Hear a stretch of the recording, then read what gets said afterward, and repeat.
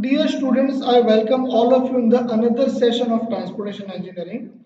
We have discussed about stopping side distance, super elevation, designing of super elevation, mixed traffic criteria, then equilibrium super elevation, the gradient criteria of side distance, stopping side distance, lag distance, braking distance, various kind of criteria we have already covered.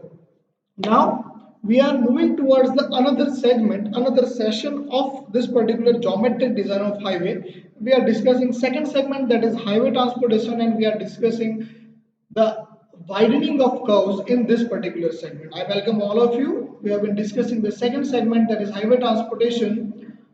We have covered the examples in the last lecture, and in this session we are going to cover the widening of curves. This is completely a new topic. This is one of the most interesting topic, and this is the topic which you can relate yourself practically. This is having no relation with what I can say. This has no relation with mugging up or memorizing. This is completely a practical criteria. So you will be get thorough with this if you are completely attending.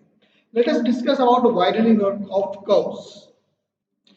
If we discuss about widening of curves, we need to know first three things. First is that where do we need to provide the widening of curves? Then we need to know that when should we provide widening of curves, and then how should we provide the widening of curves. So where is the widening on curves is provided? So let me tell you, it is provided on horizontal curves. The widening on curves means it is the widening of horizontal curves. When it is provided when the curve that we have discussed over here, horizontal curve, when the curves are having very large radius. So their widening is provided on horizontal curve. If we are discussing about highway geometric design, the curves that are being selected are the curves which are having very large radius, and how they are provided. So the widening is provided by increasing the width of pavement than the normal width. Means if we increase the width of pavement, then it is actually provided, then this widening of particular pavement width is called as widening of curve. So where it is provided? It is provided on horizontal curve. When it is provided? When the curves are having very large radius. How it is provided? It is provided by increasing the slight length of this particular pavement width. This is how the concept of widening of basic concepts of widening curve can be understood thoroughly. See, after learning where, when, and how, we need to know the reason. Before learning any topic, we need to have the proper understanding that why we need to learn. So, why we need to provide this widening of curve or widening on curve? What is the reason behind providing this? So, the reason can be explained with the help of 4 points theory. After understanding this 4 points theory thoroughly, you will be able to learn that why do we need to widen the horizontal curve, or why do we add an extra width of pavement as compared to normal width. The first point of this 4 points theory that I would like to narrate is that off tracking. What is the meaning of off tracking? If you are traveling on a path like this,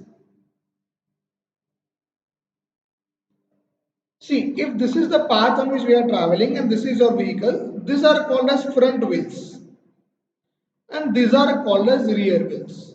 That is the basic thing that we all know. These are the rear wheels. Now, what happens when we are traveling on a path like this? When the vehicle takes a turn, when our vehicle will take a turn to negotiate the horizontal curve, the rear wheels, these are the rear wheels and these are the front wheels. The rear wheels means these are the wheels. These wheels will not follow the same path that is traversed by the front wheels. So at some point when this vehicle will cross this point, it will happen that front wheels will be here and rear wheels will be here. So you can observe that the rear wheels have crossed the outer edge.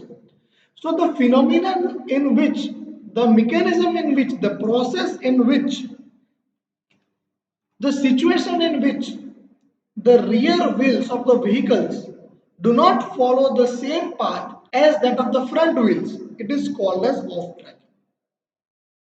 This is also called as off tracking. This is one of the mechanical criteria of the, this is the wheels are the part of mechanism of the vehicle, so it is called as mechanical criteria.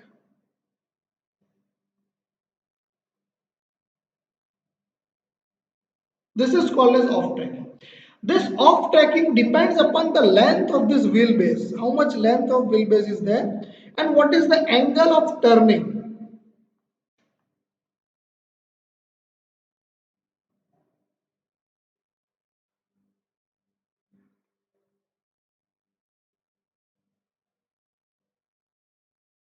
So these two things mainly determine what kind of off tracking is taking place.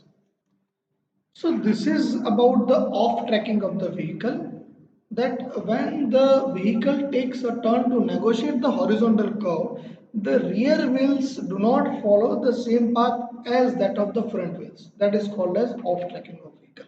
This is one of the mechanical criteria. If we talk about the another part, then it is about the speed. Now speed is controlled by the driver, and the speed is controlled by the driver, and driver has his own psychological thinking. So this is called as psychological parameter. Now when the speed is more than design speed, what actually occurs is that at the speed higher than design speed, the super elevation and the lateral friction which is developed, it is not fully able to counteract the outward centrifugal force.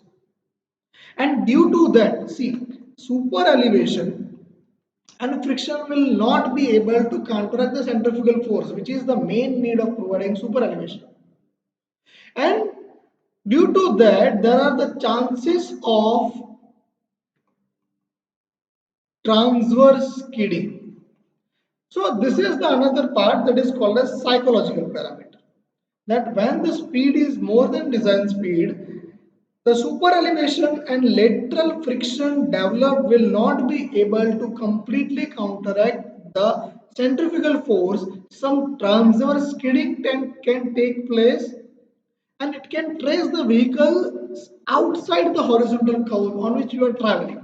So this particular phenomenon is called as psychological parameter.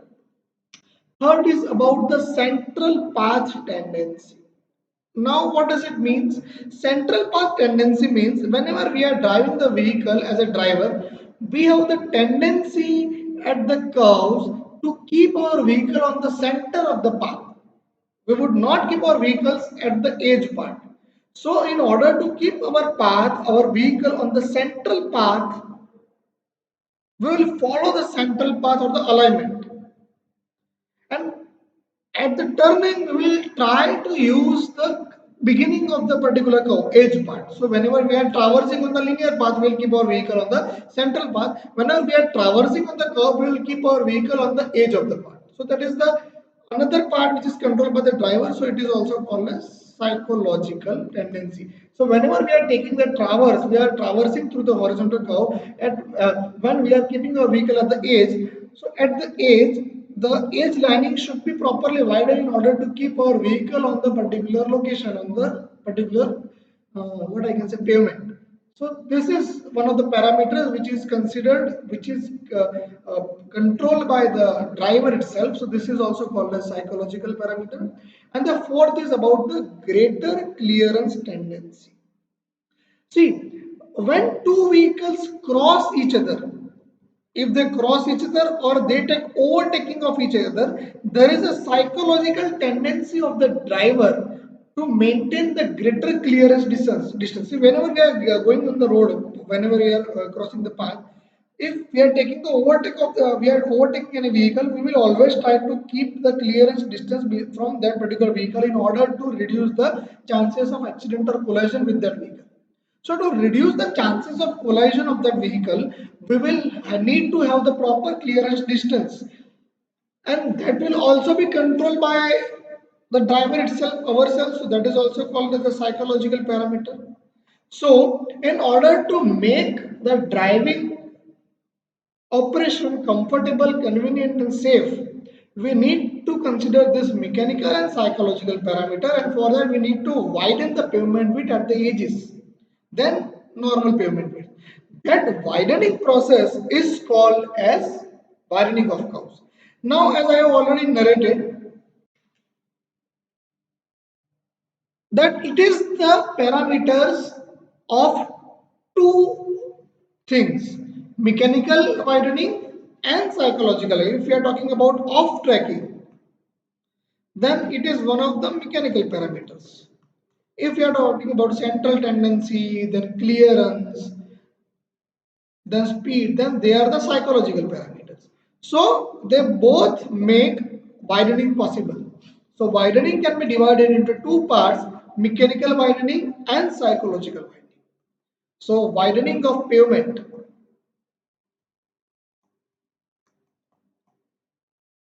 is the summation of mechanical widening. Let me write it again so that you can have the proper understanding. See, extra widening of pavement on horizontal curve can be divided into two parts. One is called as mechanical widening and another is called as psychological widening. The equation for mechanical winding is NL square by 2R, and the equation for this particular thing is V by 9.5 under root R is equal to widening of pavement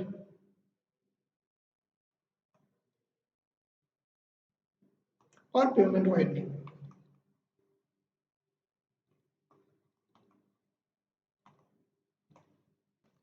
Now here the N stands for number of lanes, the L stands for length of wheelbase, means if this is the vehicle, these are the front wheels, these are the rear wheels, these are the wheels. So this length of wheelbase is L. R is the mean radius of curve,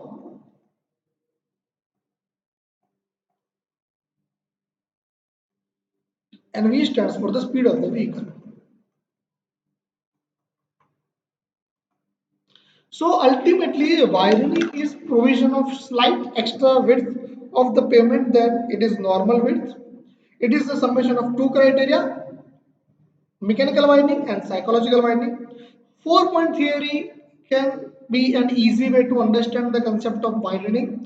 First point is about off tracking, when the front wheels and rear wheels do not follow the same path or the rear wheels do not follow the front wheels path. Second is about the speed is more than design speed. Third is about the keeping the vehicle in the central path while traveling and in the edge while traversing on the horizontal curve. And fourth is about the greater clearance distance while overtaking or while crossing. Mechanical widening NL square by 2R. Psychological widening V by 9.5 under root R. N stands for number of lanes.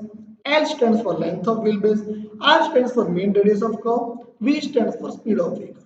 So this is how we can understand the concept of winding, mechanical winding and psychological winding. In next session, we will try to cover the examples of winding. I hope you understood the concept thoroughly.